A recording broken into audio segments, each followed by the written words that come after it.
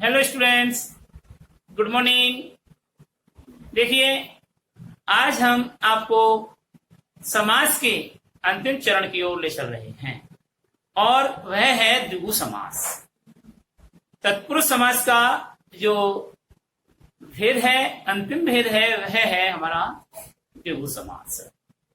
द्विगु समास किसे कहते हैं? वह समास जिसके पूर्व पद में संख्यावाची शब्दों का प्रयोग किया जाता है, संख्यावाची शब्द होते हैं, और उत्तर पद में संज्ञा या सर्वनाम का प्रयोग किया जाता है, उसे द्विगु समास कहते हैं। यानी जिसके पूर्व पद में संख्यावाची और उत्तर पद में संज्ञावाची शब्द होता है, उसे द्विगु समास कहते हैं। तो लिखिए, लिखने में कैसे लिखते हैं? देखिए,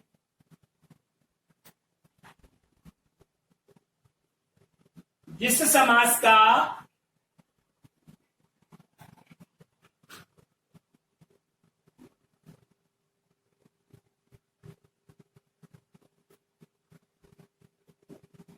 पूर्व पद संख्यावाची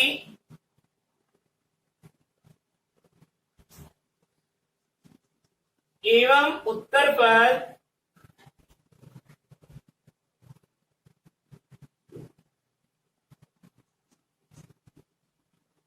संज्ञा या सर्वनामवाची होता है,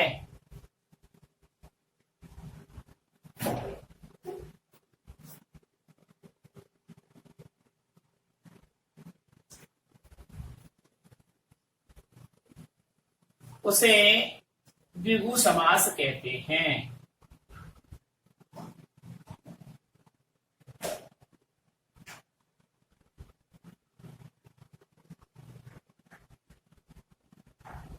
ठीक है,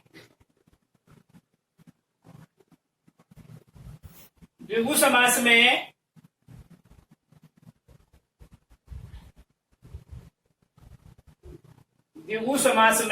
उत्तर पद, आपने गौर किया? ये द्विगु समास, कर्मधारय समास और जितने भी तत्पुरुष समास के सब के उत्तर पद प्रधान होते हैं। उत्तर पद प्रधान होता है, तो क्योंकि ये उत्तर उसका ही तो है, तत्पुरुष समास का ही तो भेद है। तो जिस समास का पूर्व पद संख्यावाची एवं उत्तर पद संज्ञा या सर्वनामवाची होता है, उसे द्विगु समास कहते हैं। द्विगु समास में उत्तर पद प्रधान होता है। ठीक है,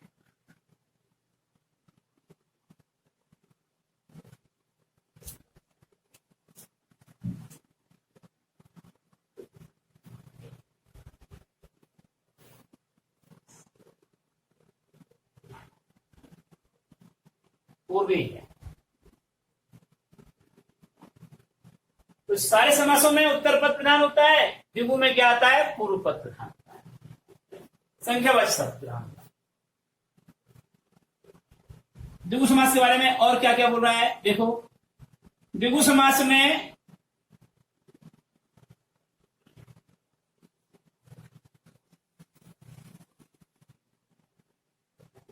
प्राय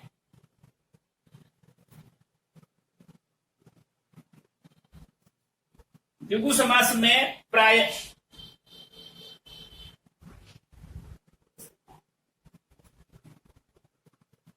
प्रयुक्त, द्विगु समास में प्रयुक्त पूर्व पद की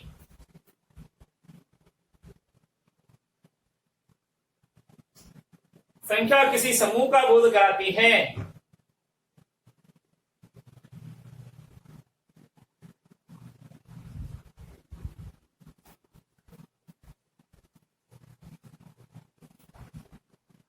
बोध कराती है किसी अन्य अर्थ का नहीं।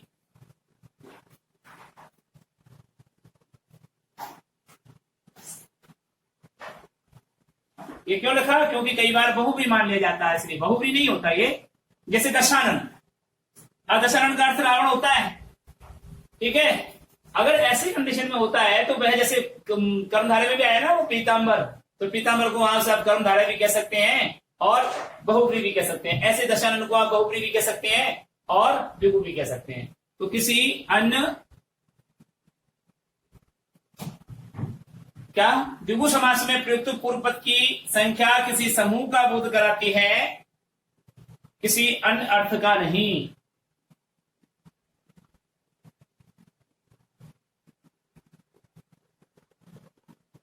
पूर्ण विराम। जैसा कि बहुब्री समास में होता है,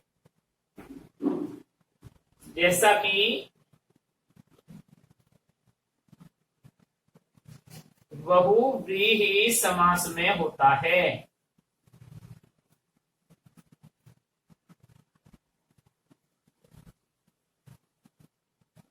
ठीक है।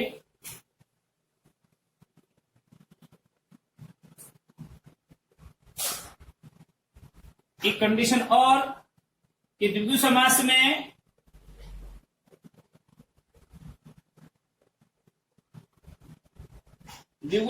में प्राय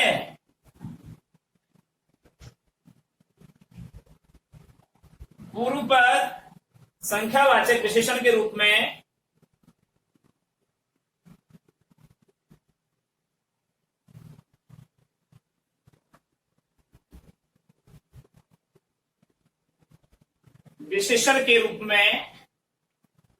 प्रयुक्त होता है।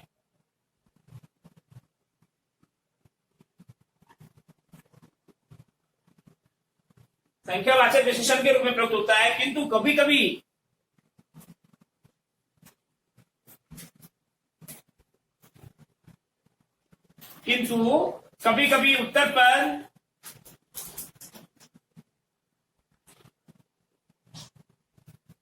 उत्तर पद भी संख्यावाचक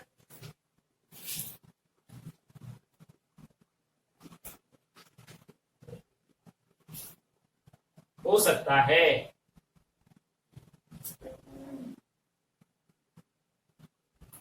ठीक है। और तीसरा इंट्रेक्शन इसके लिए दिया गया कि द्विगु समास का विग्रह करते समय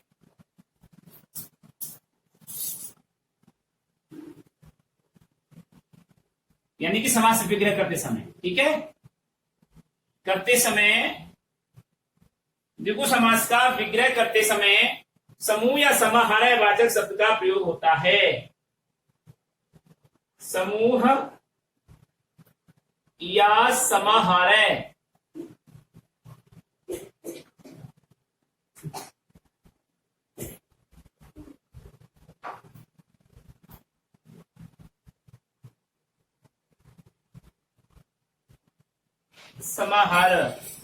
वाचक शब्द का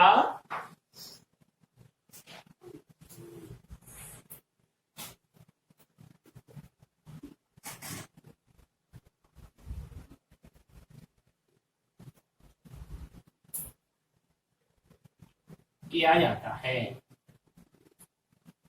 ये है इसके इंट्रेक्शन। और अब देखिए वही हम लिखते हैं, आप जैसे उदाहरण पे जैसे करके उदाहरण लिखेंगे आप। समस्त पद और इसका समास विग्रह है।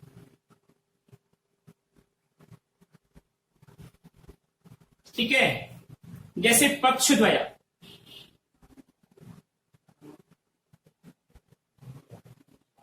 दूसरी कंडीशन कि द्विगु समास में प्राय पूर्व पद संख्यावाचक विशेषण के रूप में प्रयुक्त होता है, किंतु कभी कभी उत्तर पद भी संख्यावाची हो सकता है। तो ये उत्तर पद संख्यावाची हो गया, ये दूसरी कंडीशन की बात है। ये संस्कृत के जितने भी द्विगु समास में आएंगे प्राय वो क्या है, दूसरे संख्यावाचक शब्द के होंगे, दूसरा पद संख्यावाचक होगा। तो दो पक्षों का समूह, पक्षोदय का मतलब होता है दो पक्षों का समूह।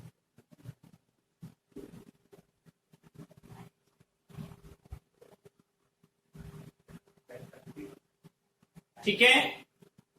अगला है जैसे त्रिलोक, संस्कृत में बनेगा त्रयाणाम लोकानाम समाहार। यहां पर बनेगा तीन लोकों का समूह, तीन लोकों का समाहार।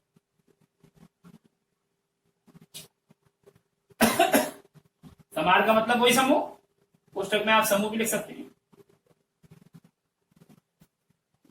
ठीक है, अगला दो राहा। दो राहा, इसका बनेगा दो राहों। राहों का मतलब रास्तों का, रातों नहीं, रास्तों का। दो राहा, दो रास्तों का समाहारा। समाहार का मतलब होता है मिलन या समूह। ठीक है, जैसे चौराहा।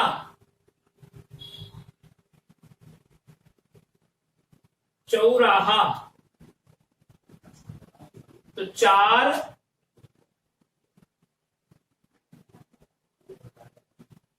राहों यानी रास्तों का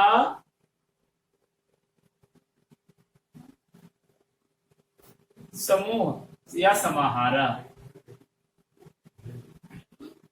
ठीक है, जैसे जैसे त्रिभुज। त्रिभुज, त्रिभुज में आएगा तीन भुजाओं का समाहारा। तीन त्रैणाम भुजानाम समाहारा, तीन भुजाओं का समाहारा। ठीक है, और देखिए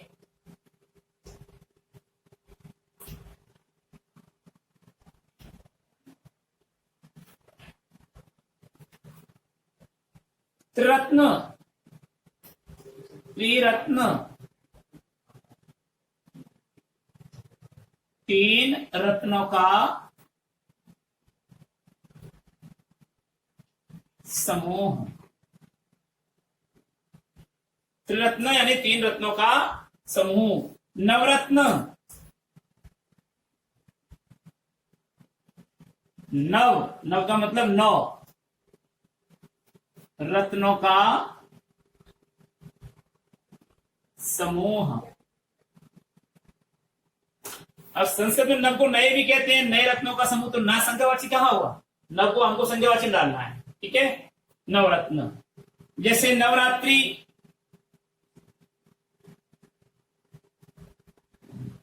तो नौ रात्रियों का, अब इसको समूह थोड़ी कहेंगे, एक रात्रियों को समाहारा। समाहारा का मतलब होता है मिलन, संयोग। नौ रात्रियों का समाहारा। फिर देखेंगे आप भुवन त्रय। भुवन त्रय,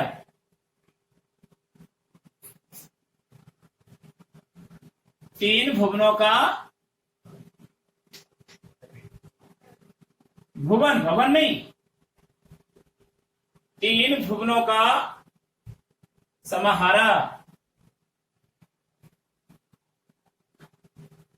ठीक है, जैसे संकलन त्रय।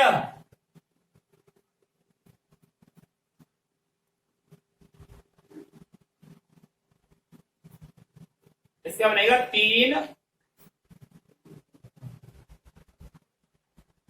संकलनों का समाहारा।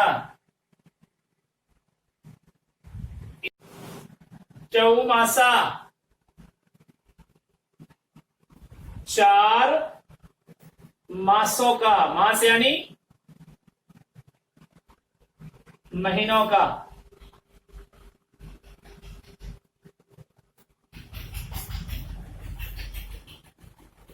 समाहारा। चौमासा चार महीने, या चतुर्मास ये भी कह सकते हैं इसको। चतुर्मास वही चार मासों यानी महीनों का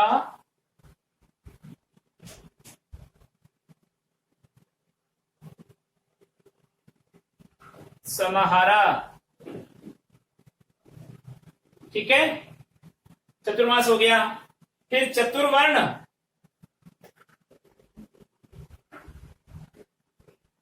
चतुर्वर्ण, इसका बनेगा 4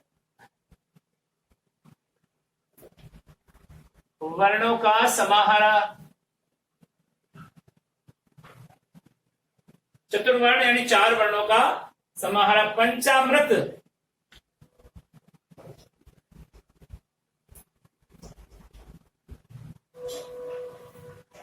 पंचामृत,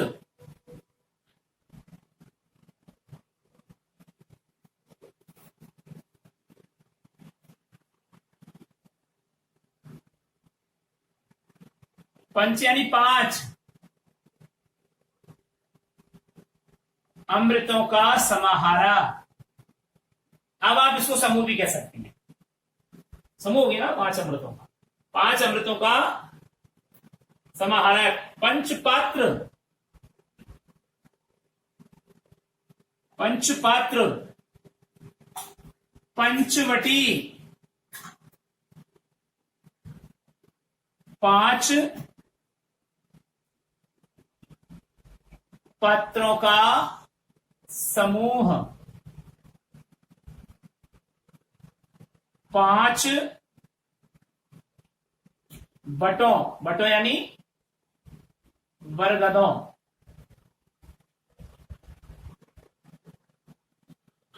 का समाहारा।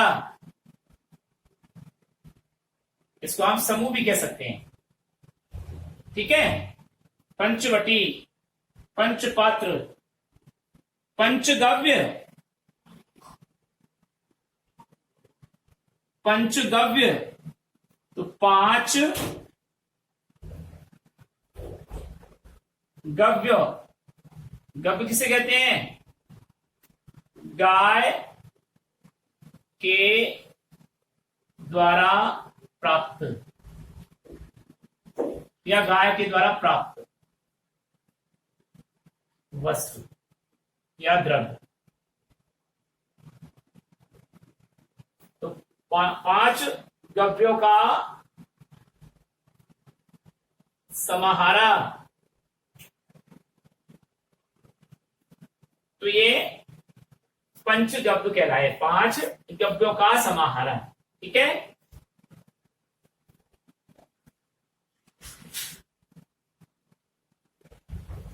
त्रिफला,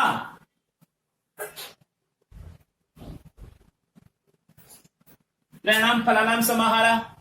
तो 3 फलों का समूह। 3 फल कौन कौन से? हरड़ भैरड़ आवड़ा, 3 फलों का समूह। ठीक है। सप्तऋषि, पढ़ सकते हैं। हाँ। सप्तऋषि,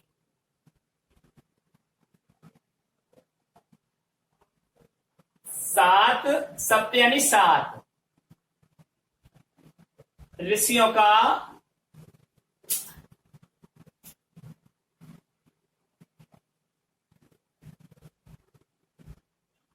समाहारा। 7 ऋषियों का समूह कह सकते हो आप।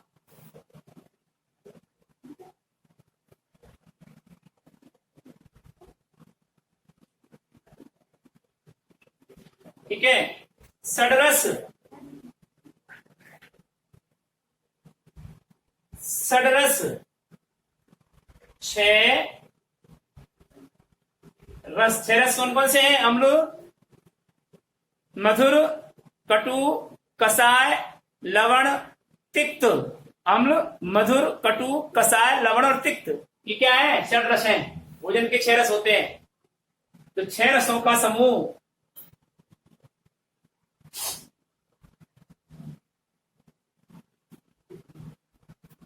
सतसई,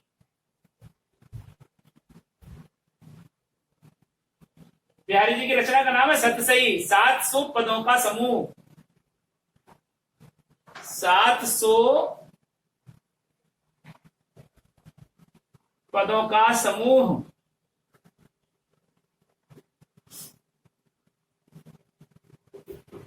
सतसई के बाद में सप्ताह। सप्ताह का लिखिए 7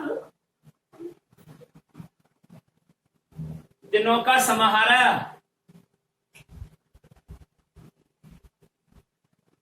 यानी दिन, 7 दिनों का समाहारा।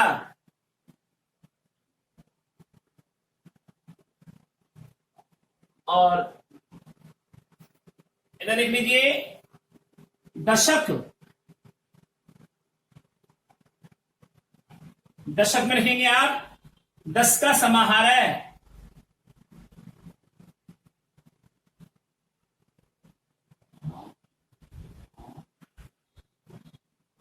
और इधर लिखेंगे आप शताब्दी। शताब्दी में 7 सत यानी 100, अब यानी वर्षों का, सत यानी 100।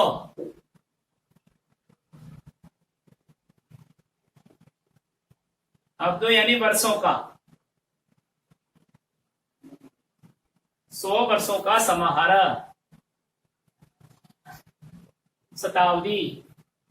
इसी के साथ ये हमारा समास उपकरण आज समाप्त होता है। अगली वीडियो में हम व्याकरण का नया प्रकरण लेकर के आएंगे। अब हम देखते हैं आज का होमवर्क यानी गृह कार्य। तो देखिए,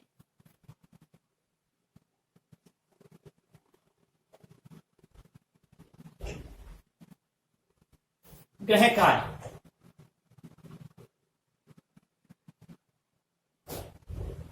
क्वेश्चन नंबर 1,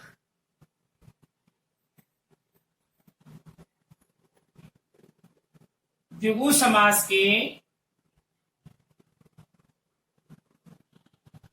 द्विगु समास को सोदाहरण परिभाषित कीजिए।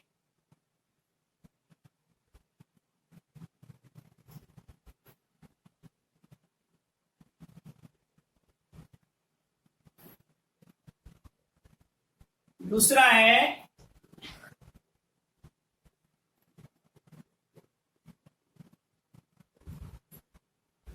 निम्न का समास विग्रह करते हुए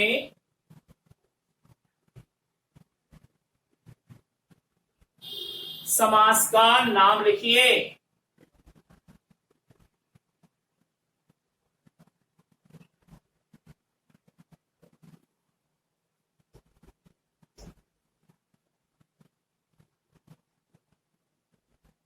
देखिए, तो पहला है चौराया।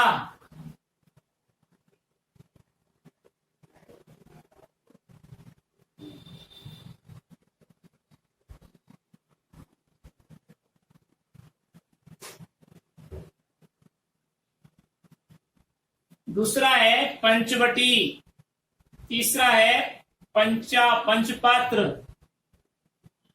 और चौथा है पंचामृत। पांचवा है पंचगव्य। छठा है त्रिफला। सातवां है दशक। आठवां है सतसई। नवा है शताब्दी। और 10वां है सप्ताह, हफ्ताह।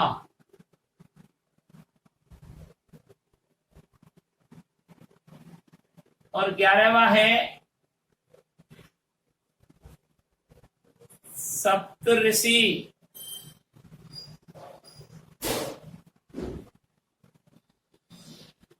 ग्यारहवां है सप्तऋषि।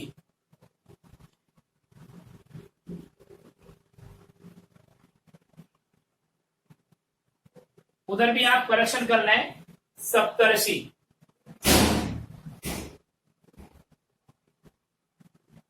ठीक है, तो सप्तऋषि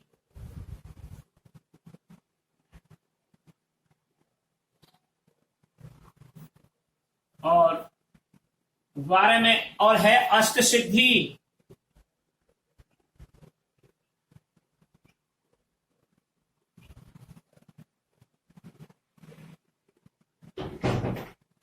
और 13वां है त्रिफला। इस प्रकार से आपको ये गृह कार्य करके लाना है। आज इतना ही काफी है। अगले वीडियो में आपसे फिर मिलते हैं।